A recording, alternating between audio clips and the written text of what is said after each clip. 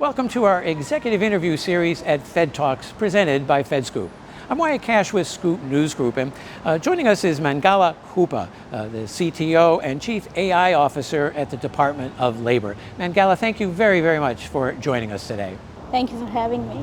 Let me start by asking, where are you starting to see the use of AI making a material difference in improving the customer experience for American citizens? I like the way you framed that question, material difference, because you're really asking me, where is it actually helping beyond the hype, right? So of course, visibly you're going to see a lot of chatbots kind of implementations that are going to help customers and public, access information about government services. But I would say that a bigger difference is going to happen with what we are doing with AI behind the scene, right? I'll give you an example. We are very heavily invested in using AI to do some coding. We are teaching our developers how to use AI to code, because what that does is we can now actually bring capabilities more faster, right? So normally what is called DME, the development or modernization of applications, can actually be faster now, which means that the public is going to get that capability faster. Right, that's just one example. So when we use AI behind the scene to increase efficiency of our operations, right, that's going to trigger back into a better service for our public.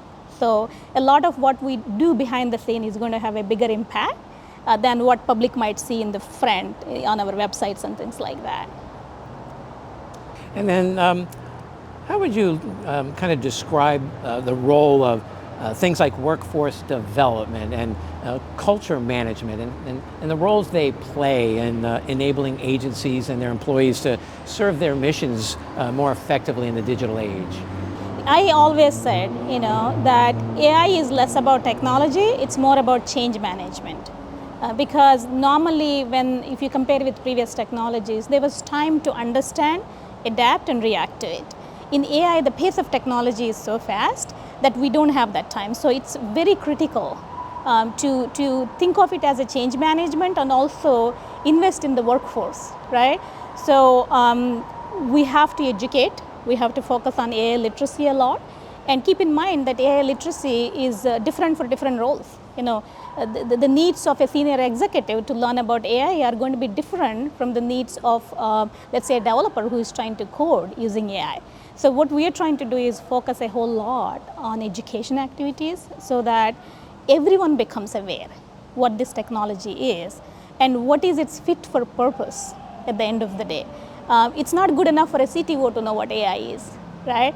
Because I'm not building all the applications myself, or I'm not making all the decisions myself. So it is important for workforce development to invest in AI literacy and make sure that they have someone to go to clear their questions. They have sandboxes to actually touch it and feel it and get a good feel for what it can do.